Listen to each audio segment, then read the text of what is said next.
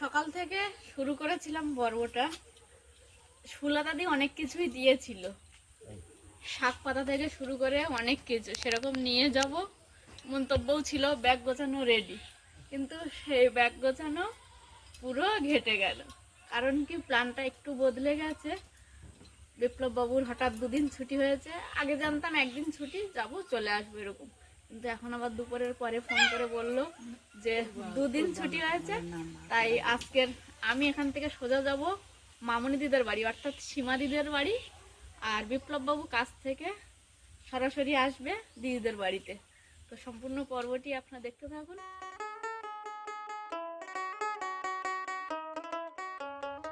নমস্কার, আপনারা সকলে ভালো আছেন তো? সাথে বিপ্লব ব্লগের আরও একটা সম্পূর্ণ নতুন পর্বে ভারত তথা পৃথিবীর সর্বত্র থাকা সকল দর্শক বন্ধুকে জানাই অনেক অনেক স্বাগত। সেই সঙ্গে সঙ্গে আরও একটা নতুন ভিডিও আপনাদের সঙ্গে শেয়ার করব। তো ভিডিওটি কোথাও স্কিপ না করে সম্পূর্ণটা দেখার অনুরোধ রইল। আশা করব আপনাদের ভালো লাগবে। আর যারা প্রথমবারের জন্য দেখছেন চ্যানেলটি, যদি ভালো লেগে থাকে একটু সাবস্ক্রাইব করে আমাদের পাশে থাকবেন, লাইক কমেন্ট করে আমাদের এগিয়ে যাওয়ার যে পথ সেটা সহজ করে দেবেন। তো চলুন ভিডিওটা শুরু করা যাক, আর আপনারা দেখতে থাকুন।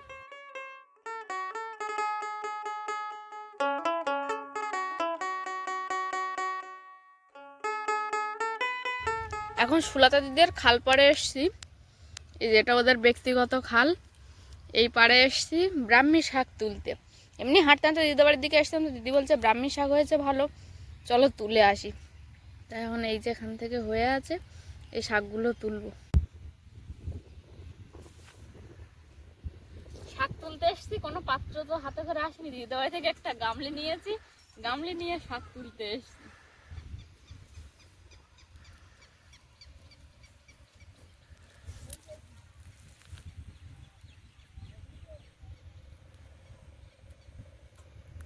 সুন্দর একেবারে শাকগুলো।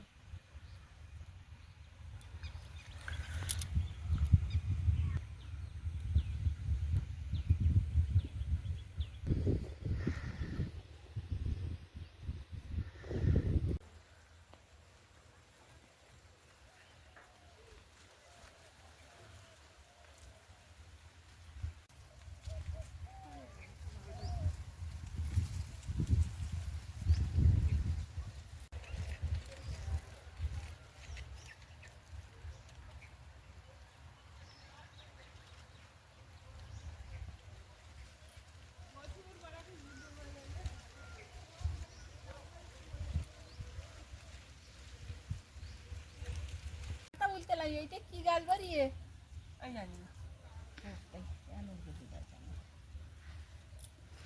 মা দিদি দুজনে আবারও শাক তুলছে। আর এই শাকগুলো তুলে কি করা হবে সবটাই পরপর আপনাদের জানাবো। তো সম্পূর্ণ পর্বটি দেখতে থাকুন, তাহলেই বুঝতে পারবেন যে এত শাক তোলা হচ্ছে কেন আজকের।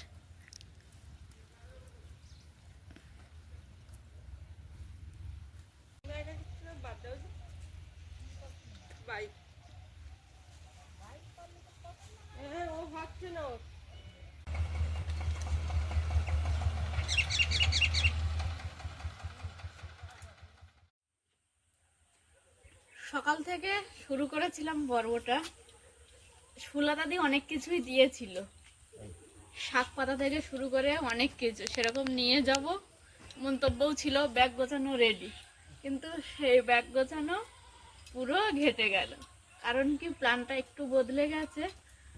বিপ্লব বাবুর হঠাৎ দুদিন ছুটি হয়েছে। আগে জানতাম একদিন ছুটি, যাব চলে আসবো এরকম, কিন্তু এখন আবার দুপুরের পরে ফোন করে বলল যে দুদিন ছুটি হয়েছে, তাই আজকের আমি এখান থেকে সোজা যাব মামনি দিদের বাড়ি, অর্থাৎ সীমা দিদের বাড়ি, আর বিপ্লব বাবু কাছ থেকে সরাসরি আসবে দিদিদের বাড়িতে।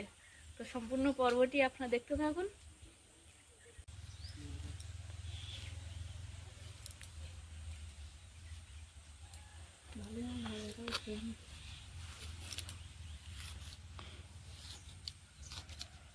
ও বা, আমি তাহলে আসলাম।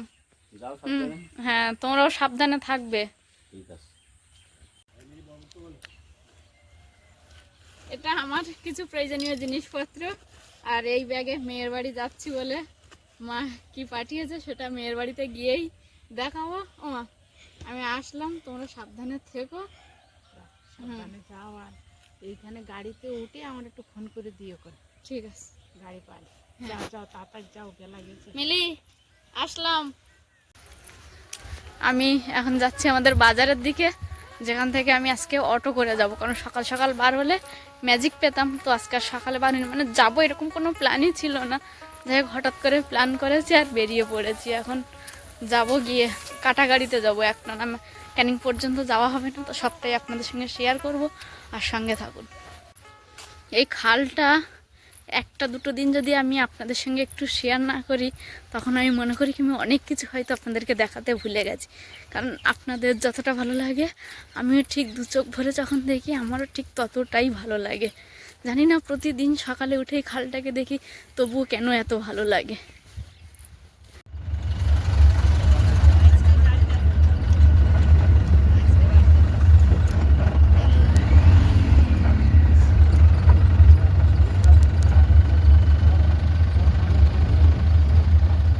নতুনত্ব কার না ভালো লাগে?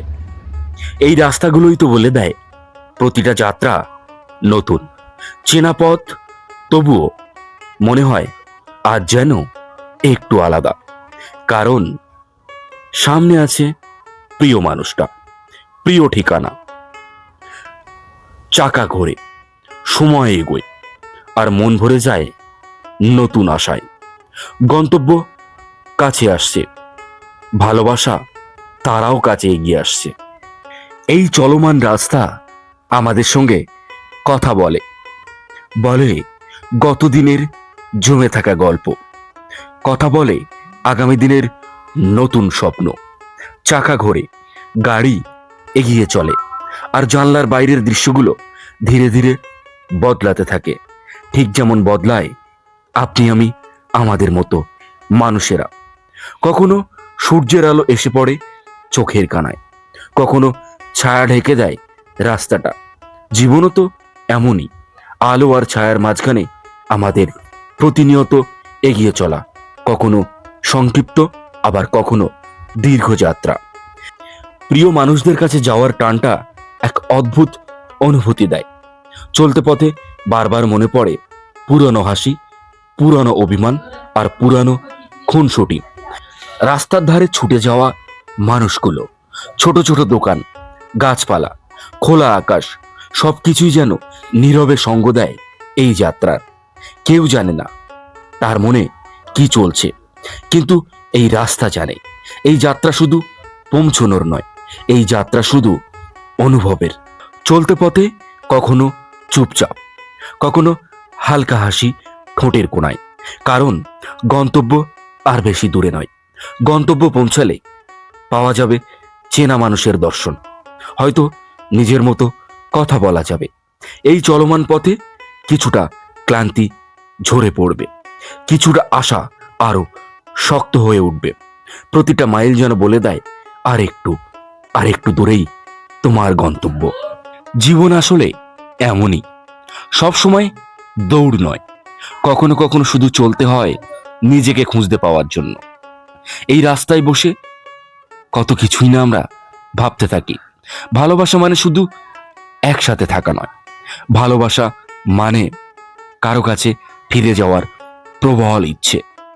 দূরে কোথাও অপেক্ষা করছে পরিচিত মুখ, পরিচিত ডাক, পরিচিত এক শান্তি। চাকা ঘুরতে থাকে, রাস্তা এগোতে থাকে, আর মন ধীরে ধীরে পৌঁছে যায় গন্তব্যের কাছাকাছি। কারণ কিছু যাত্রা শুধু ঠিকানায় পৌঁছানোর নয়, কিছু যাত্রা হৃদয়ের জন্য। নতুনত্ব কার না ভালো লাগে? আর এই যাত্রায় চলমান রাস্তা আজ এক নতুনত্বের নামই হলো ভালোবাসা। সব যাত্রা শেষে গন্তব্যের গল্প শেষ হয় না, কিছু কিছু গল্প শুরু হয় হয়তো গন্তব্যের পরে। রাস্তা যতই এগিয়ে যায়, মন ততই শান্ত হয়ে যায়, কারণ জানা আছে এই পথের শেষে শুধু একটা জায়গা নয়, দাঁড়িয়ে আছে প্রিয় মানুষেরা, চেনা পথ, চেনা দৃশ্য।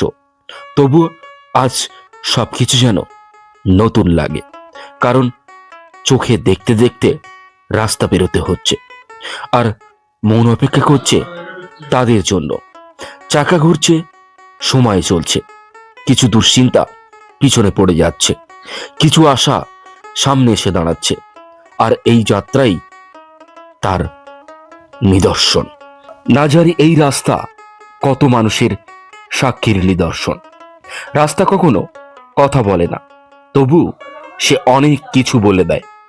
চাকা ঘুরে দৃশ্য সরে যায়, আর সময় ধীরে ধীরে নিজের মতন করেই হাঁটে। রাস্তা দেখেছে হাজারো যাত্রা, হাজারো তাড়াহুড়ো, হাজারো অপেক্ষা, হাজারো ফিরে আসার আকাঙ্ক্ষা। কেউ এই পথ দিয়ে গেছে তার ভাঙা মনকে ঠিক করতে। রাস্তায় কেউ আবার আটকে থেকেছে ঘন্টার পর ঘন্টা। সবাই জানলার বাইরে তাকিয়েছিল। মানুষ মন উদ্বেগ করে বারবার হয়তো নতুন কিছু ভাবছিল। জানলার বাইরে শুধু চলমান দৃশ্য নয়, ভেতরে জমে থাকা এক অদ্ভুত নীরবতাকে সাক্ষী রাখে। কিছু ভাবনা এখনো হালকা হয়, কিছু স্মৃতি চুপচাপ নেমে যায়। এই পথে বসে কিছু প্রশ্নের উত্তরেরা মুখ চেয়ে থাকে। শুধু চলাটাই যথেষ্ট নয়, কখনো ফাঁকা, কখনো ভিড়, কখনো আলো, আবার কখনো ছায়া। রাস্তা আমাদেরকে শেখায় সব একসাথে চলতে হয়। এই পথ জানে ক্লান্তি কাকে বলে, এই পথ জানে থেমে যাওয়া কাকে বলে, এই পথ জানে চলার আনন্দ। যখন গন্তব্যই মানুষের শ্রেষ্ঠ নিদর্শন হয়, তখন রাস্তা কারো আর একার থাকে না। আর এই জনবহুল রাস্তায় চলতে চলতে কখনো কখনো নিজের মধ্যে এক নতুনত্ব তৈরি হয়। নতুনত্ব কার না ভালো লাগে? মানুষের মনটাই এমনই। প্রতিদিন একই রুটিন, একই দৃশ্য, একই কথাবার্তা, একই সময় মাঝে মাঝে ভারী হয়ে ওঠে। তখন মানুষের মন খোঁজে এক নতুন সকাল, নতুন জায়গা, নতুন মানুষকে নতুন করে পাওয়ার। হয়তো সেই ভাবনা থেকেই জীবন আসলে থেমে থাকে না। জীবনের দরকার হাওয়া বদলের, আর সেই জন্য নতুনত্ব কার না ভালো লাগে। জীবন মানে থেমে থাকা নয়, বদলে যাওয়া। প্রতিটা নতুন দিন আমাদের হাতে তুলে দেয় নতুন করে সুযোগ। কোনোদিন আমরা সেটাকে বুঝি, কোনোদিন আবার পুরনো দিনের সঙ্গে গুলিয়ে ফেলি। তবুও সবকিছু নতুনত্ব হওয়া দরকার। তাই তো নতুনত্ব কার না ভালো লাগে, কারণ নতুনত্বের মাঝেই আছে লুকিয়ে থাকার আসল আনন্দ, বেঁচে থাকার সত্যিকারে ভালোবাসা। আর সেটা যদি হয় গন্তব্যের ওপারে প্রিয় মানুষটা, তখন সত্যি মনে হয় নতুনত্বের দরকার আছে। তাই তো বলি, নতুনত্ব কার না ভালো লাগে।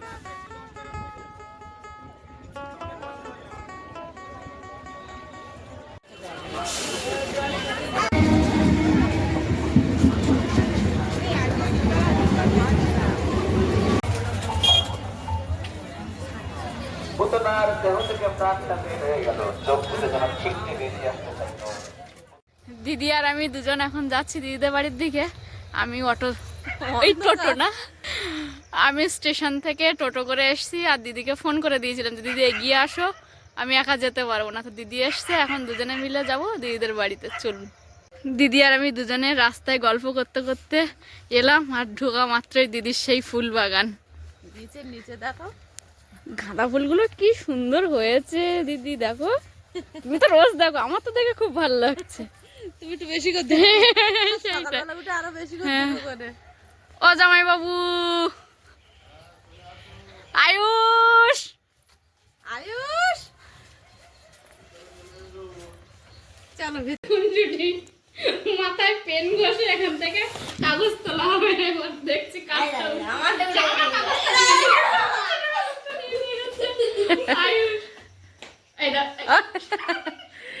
মামি ভাগ্নের অবস্থা দেখুন।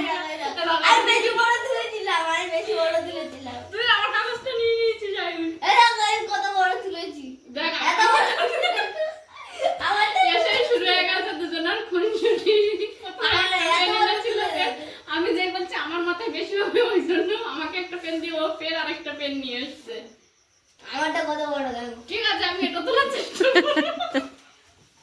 তুই একটা খাতা নিয়ে চলে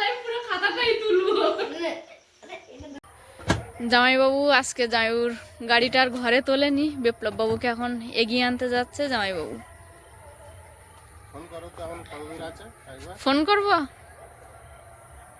ওদি, তোমার ভাইয়ের কাছে একটু ফোন করে শোনো কত দূরে আছে।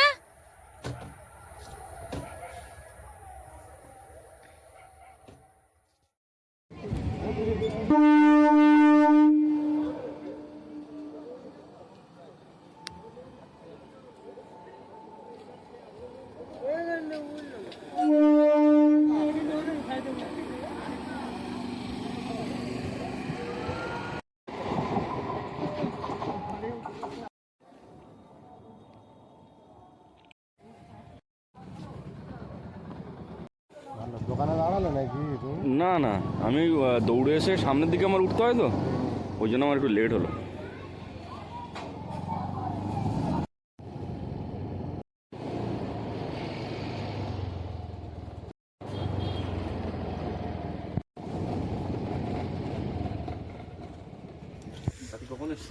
আমি সন্ধ্যে 7টা 7:30টার সময় এসেছি।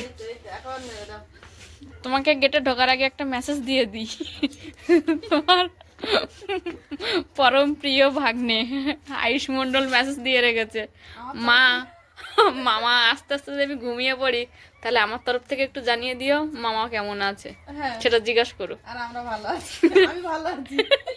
আয়ুষের সঙ্গে কালকে কথা হবে, সেই সঙ্গে দর্শক বন্ধুদের সঙ্গেও কথা হবে। তুমি কেমন আছো বল? ভালো। চল, আমিও যথেষ্ট পরিশ্রান্ত, চল। এখন এখানে 3টে প্লেট আছে, দিদি আমি বিপ্লব বাবু খাবো।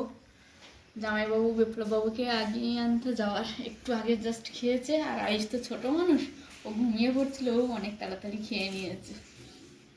হাসতে হাসতে পড়ে যাচ্ছে। কেন এত হাসি কেন?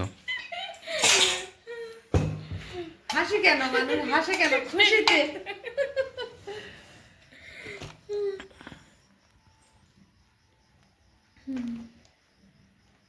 আমি এসে আয়ুষের খাওয়ার আগে আমি একটু টিফিন করে নিয়েছিলাম, বাহ, মুড়ি খেয়েছিলাম। আর দিদি টিফিন করেনি? আমিও করেছি। দিদিও কয়েক ডাল মুড়ি। ওদি, তুমি কি আমার সঙ্গে কথা বলতে তো কিরকম হাত দিলি, এত হাত? তুই সারাদিন কষ্ট করে এসছো। না সে ঠিক আছে, বেশি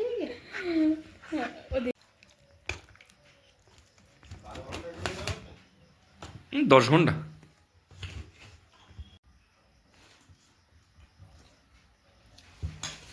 অপূর্ব লেগেছে। দিদি বসো। তুইও বস। হ্যাঁ আমি বসছি।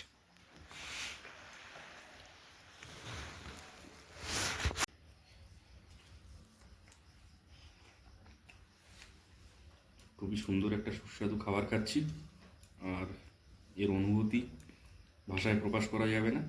এই জন্য বলছি, ঘরোয়া খাবার সবসময় হয়ে ওঠে না, বেশ কয়েক দিন যাবৎ, কয়েক মাস যাবৎ।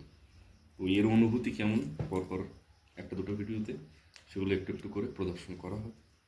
খুব সুন্দর একটা খাবার খাচ্ছি। থ্যাংক ইউ দিদি, তুমি রান্না করেছো নিশ্চয়ই?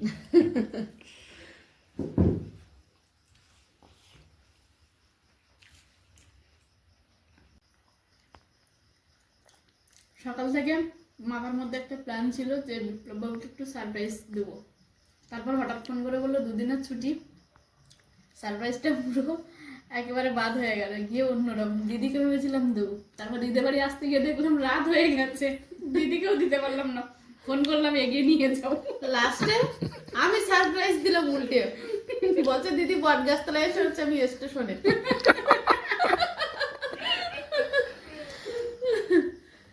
সেখান থেকে দুজন এলাম, তারপর কিছুক্ষণ গল্প টল্প করলাম, আয়ুষের সঙ্গে একটু খুনসুটি হলো। বিপ্লব বাবু এসছে অনেকটা রাত, এখন প্রায় 11:10। 3জনে খাচ্ছি, গল্প করছি, সেই সঙ্গে সঙ্গে আজকের পর্বটা এখানেই শেষ করছি। দেখা হচ্ছে আগামী পর্বে। ততক্ষণের জন্য আপনারা সকলে ভালো থাকবেন, সুস্থ থাকবেন, নিজেদের সকলের প্রতি খেয়াল রাখবেন। আমার সকল বয়োজ্যেষ্ঠদেরকে জানাই প্রণাম, সবাইশীদেরকে জানাই ভালোবাসা, ছোটদেরকে জানাই আদর ও স্নেহ। আরও একটা কথা যেটা আমি সবসময় বলে থাকি, সাথী বিপ্লব ব্লগের সঙ্গে সদা সর্বদা জুড়ে থাকবেন। টাটা, নমস্কার। আজ তাহলে আসি।